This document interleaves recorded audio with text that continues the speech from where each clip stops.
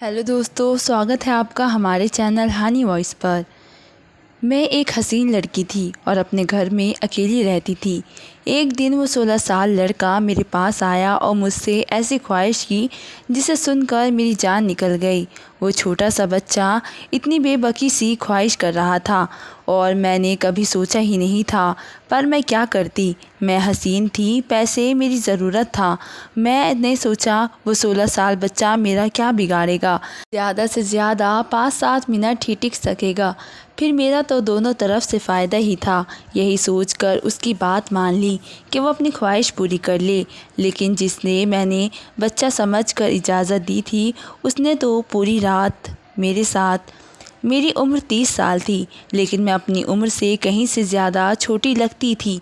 मुझे पैसों की बहुत ही ज़्यादा ज़रूरत थी, लेकिन कोई तरीका समझ ना आता क्योंकि मेरा पति बीमार रहता था। एक दिन मैं घर में अकेली थी और बिना दुपट्टे ही काम कर रही थी जब एक 16 साल लड़का हमारे घर में आया। जिसकी नज़रों से वो मुझे देख रहा था, मुझे तो समझ आ गया था कि वो क्या चाहता है। सलाम दुआ के बाद कहने लगा, मैडम मैं तन्हा हूँ और अकेले ही आपसे मामला तय करना चाहता हूँ। एक दफ़ा देकर देखे, मैं आपको शर्मिंदा नहीं करूँगा, बल्कि आपकी ज़रूरत पूरा खरा उतरूँगा। मैंने सर से पाँव तक उसे देखा। उसका कद बेहतर ही था, लेकिन उम्र में छोटा था। मैंने उससे माज़रत की और कहा, मैं तुम्हारे साथ इस तरह कोई भी मामला तय नहीं कर सकती। तुम अभी छोटे हो और मुझे नहीं लगता कि इन बातों के लिए तुम्हारी उम्र है।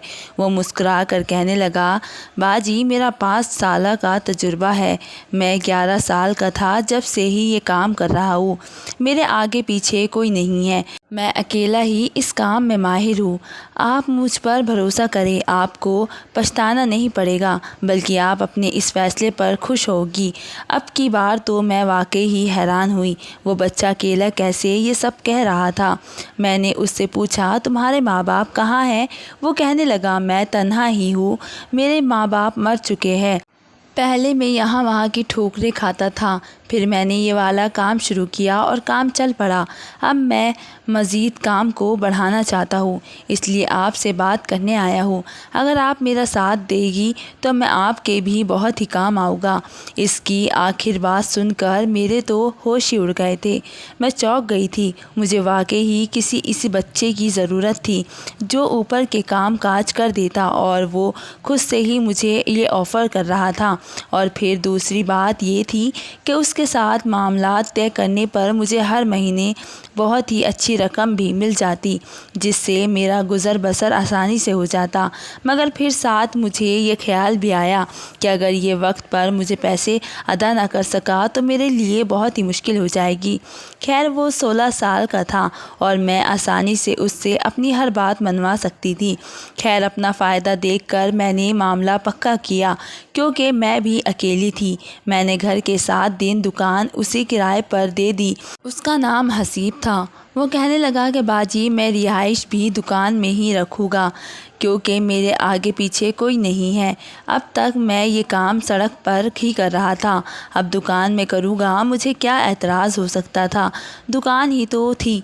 मैंने कहा, जो तुम्हें ठीक लगता है करो, वैसे तो मुझे वक्त पर पैसे दे देना। और फिर उसने दुकान में औरतों के सामान की कुछ चीज़ें लाकर डाल दी और ये देखकर मैं हैरान रह गई। 2-3 दिन में ही उसका काम चल पड़ा था। सारा दिन वो दुकान खोल कर काम करता और उसकी दुकान पर औरतों का रश लगा रहता। रात के वक्त उसी दिन दुकान में सो जाता। इतने अरसे से ये दुकान खाली पड़ी थी। पहले जब कभी ये किराए पर थी तो कोई भी ग्राहक आता ही नहीं था। कितनी ही दफ़ा मैंने दुकान किराए पर चढ़ाई थी, मगर सब ने यही कहकर छोड़ दी कि ये जगह काम के लिए मुनासिब नहीं है। मैंने तो ये उम्मीद ही छोड़ दी थी कि कभी ये दुकान किराए पर भी चढ़ सकती है, लेकिन उस बच्चे ने तो सिर्फ मुनासिब कीमत पर उसको किराए पर लिया था, बल्कि उसने तो अपना काम भी चलाया। और बस अजीब बात ये थी कि उसने औरतों के सामान का दुकान में रखा था और औरतों इस बच्चे से सामान खरीदने में आती थी। कुछ दिन गुजरने के बाद मेरे हसीब से अच्छी बातचीत हो गई। वो मेरे छोटे मोटे काम करने लगा था। मैं जब कभी कुछ अच्छा पकाती तो उसे दुकान पर पहुंचा दिया करती। दुकान और घर के बीच में छोटा सा दरवाज़ा भी था। ज़रूरत के तहत मैं दरवाज़ा खोलकर हसीब से बातचीत भी कर लेती थी। आहिस्ता आहिस्ता हमारे दरमियान बेतकल्लुफ़ी हो गई। एक तरह से मैं भी तन्हा ही थी, इसलिए मुझे हसीब का सहारा मिल गया था। दरअसल मेरे बच्चे नहीं थे और मेरे पति को अटैक हुआ था। इसके बाद वो बिस्तर पर पड़े गए और घर का सारा गुजारा बसर बहुत ही मुश्किल से चल रहा था। कभी कोई मदद के लिए पैसे दे जाते तो कभी कोई। ऐसे में दुकान से मिलने वाले पैसे मेरे लिए बहुत ही अहमियत हो गए थे। इसलिए मैंने खुद हसीब से बेतकल्लुफ़ी बढ़ाई थी ताकि वो ये दुकान छोड़कर ना जाए और मेरी लगी बंधी रकम भी बनी रहे। लेकिन मुझे क्या मालूम था कि जिसे मैं 16 साल मासूम बच्चा समझ रही हूँ वो इतना सीधा साधा भी नहीं है। इस बच्चे ने तो कुछ ही अरसे में मेरी दुनिया पलट कर रख दी थी। हम दोनों के दरमियान कुछ बेतकल्लुफ़ी बढ़ गई थी तो मैंने उसे अपने घर के अंदर आने की इजाज़त भी दे दी थी। अब हाजत वगैरह के लिए वो मेरे घर में ही चला आता था और बाकी वक्त तो वो दुकान में ही रह कर गुजारता था। मेरे हस्बैंड को भी इस बात पर कोई एतराज़ नहीं था, क्योंकि मेरे लिए तो वो 16 साल का बच्चा ही था। बल्कि हसीब के आने से तो हमारी ज़िंदगी में रौनक सी आ गई थी। अब मैं पहले की तरह उदास और मायूस नहीं रहती थी, बल्कि कोई भी बात होती तो मैं हसीब से कह दिया करती थी। मौसम तब्दील होने की वजह से मेरे हस्बैंड की तबीयत काफ़ी ख़राब रहने लगी थी। मेरे पास उन्हें अस्पताल ले जाने के लिए भी पैसे नहीं थे। एक दिन ऐसे ही मेरी आंखों में आंसू आने लगे थे। हसीब ने मुझे देखा तो पूछने लगा, बाजी क्या माजरा है, क्यों रो रही हो? मैंने उसे बताया कि मेरे हस्बैंड को अस्पताल लेकर जाना है, मेरे पास पैसे नहीं हैं। मैं तो इस ज़िंदगी से तंग आ चुकी हूँ। अकेले ही सारी मुश्किलों से लड़ना पड़ता है और आमिर तो मेरे सहारे के बगैर बिस्तर से भी नहीं उठ सकते। अगर मेरा कोई बच्चा होता तो शायद मेरी ज़िंदगी के आसान हो जाती। किसी कमज़ोर लम्हे की नज़र होकर मैंने अपने दिल का हाल हसीब के आगे बयां कर दिया था। मेरी बात सुनकर हसीब मुस्कुरा कर कहने लगा, तो बाजी बच्चा कर लो, उससे मैं क्या कर परेशानी है। हसीब की बात पर मैं शर्मिंदा हो गई। अब मैं उसे कैसे बताती कि आमिर बिस्तर से लगे थे और वो इस काबिल नहीं था कि हम बच्चा पैदा कर सकते। शादी के शुरू के सालों में ही आमिर नहीं चाहते थे कि हम बच्चे की झंझट में पड़े और जब हमने बच्चे की ज़रूरत महसूस की तो आमिर इस काबिल नहीं रहे कि बच्चा पैदा कर सके। उसे अचानक ही अटैक हुआ था और उसके बाद वो किसी काबिल ही नहीं रहे थे। मोहब्बत की शादी आहिस्ता आहिस्ता मजबूरी की शादी बन गई और अब मैं मजबूरी में ही आमिर के साथ निभा रही थी, क्योंकि उसके अलावा मेरे पास कोई रास्ता नहीं था। हसीब ने मेरा उतरा हुआ शायद चेहरा पढ़ लिया था। कहने लगा, बाजी आपको परेशान होने की ज़रूरत नहीं है, आपके साथ मैं हूँ ना, जल्दी आपके सारे मसले ख़त्म हो जाएंगे। हसीब की बात पर मैं मुस्कुरा उठी थी। वो अकेले ही इतना हौसला रखता था कि हर मुश्किल से लड़ जाता था और एक मैं थी जिसने इतनी उम्र गुजारने के बावजूद भी हिम्मत नहीं पकड़ी थी। हसीब ने अपने माँ बाप को 10 साल की उम्र में ही खो दिया था और उसके बावजूद भी वो दुनिया के मैल गम में नहीं हुआ और ना ही सिर्फ उसने अपनी ज़िंदगी को सफ़र जारी रखा, बल्कि वो आमिर की भी तबीयत बहुत ही ज़्यादा खिदमत करने लगा था। मैं किसी भी काम से घर से निकलती तो हसीब ही मेरे पति की खिदमत करता और उनके पास बैठा रहता। उन दोनों के दरमियान न जाने क्या क्या बातचीत होती थी, लेकिन मुझे देखकर हसीब हमेशा खामोश हो जाता। हसीब ने मुझसे वादा किया था कि वो मेरी हर कमी को दूर कर देगा और उसके इस वादे पर मैं मुस्करा उठी थी। मैं बच्चा पैदा करना चाहती थी। अपनी ज़िंदगी में मुझे औलाद की कमी को पूरा करना था, लेकिन हसीब उसे भला कैसे पूरा कर सकता था। इसकी खुशी की खातिर मैंने मुस्कुराहट चेहरे पर सजाई थी और फिर इस बात को कुछ ही दिन गुजरे थे कि मुझे अपने अंदर तब्दील महसूस होनी शुरू हो गई थी। मेरी तबीयत ज़्यादा ख़राब हुई थी तो हसीब ने ही मुझे पैसे दिए और कहने लगा कि बाजी डॉक्टर को दिखा लो। उसके कहने पर मैं डॉक्टर के पास चली गई और वहाँ जाकर मुझे हैरत का बहुत ही बड़ा झटका लगा था जब मुझे पता चला कि मैं प्रेग्नेंट हूँ।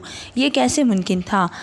आमिर में तो इतनी हिम्मत ही नहीं थी कि वो बाप बन सकते, तो फिर मैं प्रेग्नेंट कैसे हुई? मैं थर थर से काँपने लगी और काँपते हाथों से वो रिपोर्ट पकड़ के घर लौटी थी। और जब मैंने यही बात घर आकर डरते डरते आमिर को बताई तो वो मुस्कुरा कर कहने लगे कि हो सकता है कि मैं उस काबिल हो गया हूँ कि एक बच्चे का बाप बन सकूँ। अगर खुदा ने हमें ये खुशखबरी सुनाई है तो इसे मुस्कुरा कर कबूल कर लो। आमिर की बात पर मैं हैरान रह गई थी। क्या वाकई मैं आमिर के बच्चे की मां बनने वाली थी? ये बात ऐसी थी कि मुझे यकीन ही नहीं हो रहा था। मुझे तो आमिर की हालत में कोई भी बदलाव नज़र नहीं आया था। फिर ये कैसे मुमकिन था? खैर, मैंने भी इस बात को कबूल कर लिया कि मैं आमिर के बच्चे की मां बनने वाली हूँ। अब मैं अपना ख्याल रखने लगी। हसीब को भी ये बात पता चल गई थी। वो भी बड़ा खुश था, जैसे उसके घर बच्चे पैदा होने वाला हो। वो जब भी दुकान से फ्री होता तो हमारे घर में आता। आमिर को नहलाने धुलाने का काम उसने अपने ज़िम्मे ले लिया था। आमिर की अक्सर वही खिदमत करने लगा था, क्योंकि अब तो मेरी हालत भी ऐसी नहीं थी। पहले भी वो आमिर के पास ही आकर काफ़ी देर बैठा करता था, इसलिए तो मुझे लगता था कि हसीब के आने से हमारी ज़िंदगी बदल गई है। अब वो कभी मेरे लिए फ़्रूट लाता तो कभी जूस लाता। उसकी दुकान भी ठीक ही ठाक चल रही थी। और फिर ऐसे ही दिन पर दिन गुज़रते चले गए और पूरे 9 महीने बाद जाकर मैंने एक खूबसूरत बच्चे को जन्म दिया, जो ना ही मेरे जैसा था और ना ही आमिर जैसा। बल्कि हैरत की बात थी कि वो बहुत ही हसीब के जैसा लग रहा था। मैं कभी अपने बच्चे की शक्ल देखती तो कभी हसीब की, और फिर हसीब ने खुद ही हंसकर ऐसी बात कही कि मैं चौंक गई। कहने लगा, बाजी, दिन रात आपने मुझे इतना ज़्यादा देखा है कि आपका बच्चा भी मेरे जैसा लगने लगा है। कहते हैं कि जिसे माँ प्रेग्नेंट के दिनों में ज़्यादा देखती है तो बच्चा उस पर ही जाता है। हसीब की बात पर मैंने ना सिर्फ चौंकी थी बल्कि शर्मिंदा भी हो गई थी। इतनी कम उम्र में उसे इन सब बातों की मालूमात भी थी। खैर, मेरी गोद में बच्चा आ गया था। मेरी खुशी की इंतहा नहीं थी। मैं अपने बच्चे को लेकर घर आई तो जैसे मेरी ज़िंदगी में बाहर आ गई। लेकिन अब खर्चा पहले से भी ज़्यादा बढ़ गया था। समझ ही नहीं आ रहा था कि ये खर्चा कैसे पूरा होगा। और फिर हसीब ने ही मुझे बच्चे के खर्चे के लिए भी पैसे देने शुरू कर दिए। मेरी और मेरे बच्चे की जिम्मेदारी उसी ने पूरी तरह उठाई थी। बल्कि हमारा क्या, हमारी और मेरे पति भी। अब वो बिल्कुल भी गैर नहीं रहा था। मैं तो इसे छोटे भाइयों की तरह अजीज़ रखने लगी थी, क्योंकि उसी की बदौलत हमारे हालात अच्छे हो गए थे। और फिर मेरा बच्चा भी 6 महीने का हुआ और मुझे पता चला कि मैं फिर उम्मीद से हूँ। और मैं फिर से हैरान रह गई थी। इतनी जल्दी मैं दोबारा से कैसे प्रेग्नेंट हो सकती थी, जबकि मेरी शादी को तकरीबन 8 साल होने वाले थे और अब तक एक दफ़ा भी मैं प्रेग्नेंट नहीं हुई थी। मुझे डर लग रहा था कि मैं इतनी जल्दी दूसरे बच्चे की ज़िम्मेदारी कैसे उठाऊंगी। मेरा तो पहला बच्चा ही अभी छोटा था और फिर आमिर की ज़िम्मेदारी अलग। मैं इस परेशानी में थी कि आमिर ने मुझे समझाया और कहने लगा कि जब खुदा की तरफ से फिर नेमत मिल रही है तो उनका इनकार ना करो और इसे ले लो। जहाँ पहला बच्चा होकर हमारे पास आ गया, ऐसे ही दूसरा भी आ जाएगा। मैंने सर झटका कर आमिर से कहा कि हमारी ज़िम्मेदारी हसीब के कंधों पर है, जो हमारे कुछ नहीं लगता। ये बच्चा आएगा तो इसका खर्चा भी हसीब के कंधों पर ही आ जाएगा। खैर, मेरा दूसरा बच्चा भी उस दुनिया में आ गया। मैं 2 बच्चों में इस कदर मसरूफ़ हो गई कि मुझे आमिर का ख्याल रखने की तो फुर्सत ही नहीं मिल रही थी। इन्हें तो हसीब ने ही पूरी तरह से संभाल लिया था। वक्त बहुत ही तेज़ी से गुज़र रहा था। अब तो मेरा और हसीब का साथ इस कदर दोस्ताना था कि हम एक दूसरे से दिल की हर बात कहने लगे थे।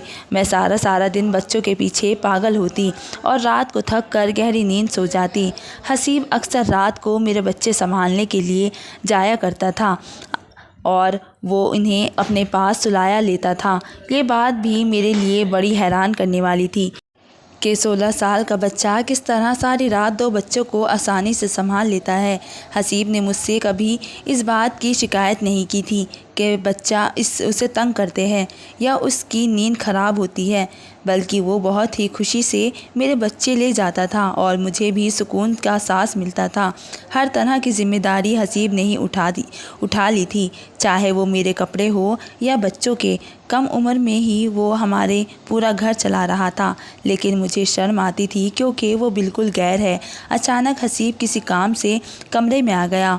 वो ऐसे ही बेधड़क मेरे कमरे में आ गया था और आ जाया करता था।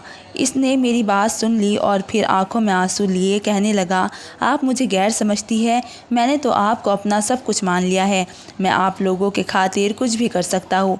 मैं जान गया हूँ कि आप फिर से प्रेग्नेंट है। आप अपना ख्याल रखिए, खर्चे की फ़िक्र आप ना करें और आपकी मैं दुकान बहुत ही बरकत है जो आपके नसीब से मुझे ये सब मिल रहा है। वो ऐसी ही बातें करता था, इसलिए मुझे वो और भी अच्छा लगता था। 3 बच्चों की माँ बनने के बाद पूरी तरह मैं बदल गई थी। मेरे अंदर अब पहले जैसी उदासी बाकी नहीं रही थी। सारा दिन कहाँ गुजरता था पता ही नहीं चलता था। यहाँ तक कि मैंने आमिर को भी नज़रअंदाज कर दिया था।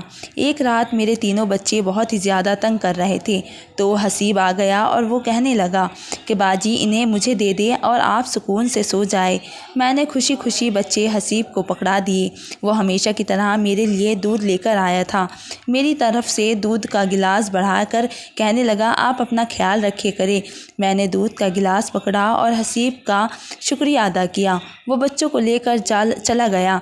इत्तेफाक हुआ कि मेरे हाथ से वो दूध का गिलास छूटकर नीचे गिर गया और फिर मेरा काम बढ़ गया। मैंने दोबारा से कमरे की सफाई की और सफाई करके बिस्तर पर लेट गई। कुछ ही देर गुजरी थी कि मुझे ऐसा महसूस हुआ जैसे कोई मेरे कमरे में मौजूद हो। मेरी सांस रुकने लगी थी। ऐसा लग रहा था जैसे कोई चोर आया हो। और फिर मुझे अपने बिस्तर के करीब किसी का एहसास हुआ। किसी ने मेरे वजूद के साथ खेलने की कोशिश की, तो मैं उठकर बैठ गई और चीखने चिल्लाने लगी। मेरी चीखों की आवाज़ पर आमिर की भी आंख खुल गई। मैंने जल्दी से कमरे की लाइट जलाई तो ये देखकर मेरे रोंगटे खड़े हो गए कि हमारे मोहल्ले का एक आदमी मेरे ऊपर चिपकने के लिए मेरे पास खड़ा था। मैं तो उसे देखकर ही दंग रह गई थी। पहले तो वो शर्मिंदा हुआ और फिर कहने लगा, बाजी मैंने कुछ नहीं किया। आपके पति ने मुझे खुद इजाज़त दी थी कि मैं हर रात आपका सौदा करूं। इसलिए मैं कोई ना कोई ग्राहक ढूंढता और सौदा करता और पैसे ले लेता और फिर यही पैसे आप लोगों पर खर्च कर देता। और दरअसल घर के हालात की वजह से आमिर भाई बहुत ही परेशान थे और वो किसी तरह इस परेशानी को ख़त्म करना चाहते थे। और जब इन्हें पता चला कि मैं औरतों का सौदा करता हूँ, तो उन्होंने खुद ही मुझे इस बात की इजाज़त दी। हर रात आपके कमरे में ही मौजूद होता हूँ। जो मेरी इज्जत से खेलना चाहता था। मेरी चीखों की आवाज़ पर हसीब भी डरता हुआ चला आया था। हसीब को देखकर वह आदमी कहने लगा, हसीब तूने तो कहा था कि ये अपने होश में नहीं होगी। मैं आसानी से अपनी ख्वाहिश पूरी कर सकता हूँ, लेकिन ये तो जाग रही है। उस आदमी की बात सुनकर मेरे कदमों तले ज़मीन निकल गई थी। हसीब भी घबरा कर मेरी तरफ देखने लगा। मुझे समझ नहीं आ रहा था ये क्या माजरा है। वह आदमी गुस्से में बस उनको गालियाँ देते हुए निकल गया और मैंने नफ़रत से हसीब से पूछा था, ये सब क्या है? तब जाकर हसीब ने मुझे कहा कि आपके पति के पास इतने पैसे नहीं थे कि वो इस घर को चला सकते, इसलिए उन्होंने मुझे मजबूर किया कि मैं आपका सौदा कर दिया करूं। इसलिए जब कोई ग्राहक मिलता तो मैं आपके बच्चों को ले जाता और नींद की दवा में दूध में डालकर आपको दे देता और आप सो जाती और ग्राहक आपको इस्तेमाल करके चला जाता। ये तीनों बच्चे भी किसी न किसी ग्राहक के ही हैं, क्योंकि आमिर भाई तो बाप बनने की सहूलियत में नहीं रखते। और मैंने आपके साथ कुछ गलत नहीं किया। जो आपके पति ने कहा है मैंने सिर्फ वही किया है। मैंने आपको उसकी मर्ज़ी से ही बेचा है। हसीब की बात सुनकर मेरे रोंगटे खड़े हो गए थे। मैंने हैरत से पलटकर आमिर को देखा तो वो नज़रें चुरा गए। फिर खुद ही कहने लगे कि मेरी बीमारी की वजह से घर के हालात बहुत ही ज़्यादा ख़राब हो गए थे और मैं तुम्हें औलाद भी नहीं दे सका। खाने के भी लाले पड़ने लगे थे। ये सब देखकर मेरा दिल जलता था। कुछ दिनों नहीं कर सकता था और इसलिए जब मुझे अंदाज़ा हो गया कि हसीब कैसा काम करता है तो मैंने खुद उससे कहा कि ये हर रात वो तुम्हें किसी न किसी को बेच दिया करे। मैं तो खुद नींद की दवाइयाँ लेकर सोता था, इसलिए मुझे कुछ पता ही नहीं चलता था। हसीब ही किसी ग्राहक को लाता और फिर सुबह होने से पहले ग्राहक को लौट जाता। और बच्चे होने से तुम खुश हो गई। हमारे घर के हालात भी बदल गए और मैं बस इतना ही चाहता था। आमिर की बात सुनकर मैंने अपना सर पकड़ लिया था। मुझे यकीन नहीं आ रहा था कि मेरे पति ने मुझ पर इतना बड़ा जुल्म किया है। घर के हालात को बदलने के लिए और मेरे गोद को भरने के लिए हसीब के साथ मिलकर उसने मेरे ही वजूद का सौदा किया है। मैं ज़ोर कतार रोने लगी थी। जब रोते रोते कुछ संभली तो मैंने हसीब के आगे हाथ जोड़ दिए और कहा कि हमारी ज़िंदगी से चले जाओ। तुम्हारे आने से पहले हम फाक़ा ज़रूर थे लेकिन मेरे पति ने कभी भी मेरी इज़्ज़त का सौदा नहीं किया था, ना ही उनके दिल में कभी ऐसा कोई ख्याल आया था। यकीनन ये सब तुम्हारी पढ़ाई हुई पट्टी है। मुझे समझ आ गया है कि तुमने औरतों की ख़ास दुकान क्यों खोली थी। इसी बहाने तुम औरतों की मजबूरियों का सौदा करते हो। मैंने हसीब को फ़ौरन दुकान खाली करने को कह दिया और उसकी गोद से अपने बच्चे भी छीन लिए और मेरे छोटे छोटे 3 बच्चे मेरे सामने खड़े थे, जिनके बाप का मुझे इल्म नहीं था। मुझे तो अपने आप पर अफसोस था। मैं किस कदर बेखौफ निकली थी, जो ये जान नहीं पाई थी कि ये बच्चे मेरे पति के नहीं हैं, क्योंकि मैं उन दोनों मर्दों के हाथों बेफौक बन गई थी। मेरा मुजरिम सिर्फ हसीब नहीं था बल्कि आमिर भी थे। लेकिन मैं क्या करती। मैं आमिर से के निकाह में थी और उनकी हालात ऐसी नहीं थी कि मैं उन्हें छोड़ देती। इसलिए मैंने मजबूरी के नाते उनके साथ गुजारा और हसीब दुकान छोड़कर चला गया था। मैंने उसी दुकान में कुछ जमा पैसों से औरतों का सामान डाल दिया और ख़ुद वो दुकान चलाने लगी। ग्राहक तो पहले ही बन चुके थे, इसलिए मेरी दुकान चल गई और गुजारा होने लगा। मैंने अपने बच्चों को सीने से लगाया है, क्योंकि ये मेरे ही बच्चे हैं। उनका बाप कौन है ये मैं नहीं जानती, मगर मैंने इन्हें अपनी ही गोद से पैदा किया है, इसलिए उनके लिए मेरे दिल में मोहब्बत कम नहीं हुई। अब आप लोग बताएं, जो मेरे साथ हुआ क्या वो सही है? क्या मेरे पति को ये हरकत करनी चाहिए थी? क्या घर के हालात सुधारने के लिए कोई मर्द अपनी औरत की इज़्ज़त का सौदा कर सकता है? क्या मुझे अपनी औलाद को छोड़ देना चाहिए? क्या आजकल के दौर में किसी भी कम उम्र जवान लड़के पे भरोसा करना चाहिए? कमेंट में मुझे ज़रूर बताएं। तो धन्यवाद दोस्तों।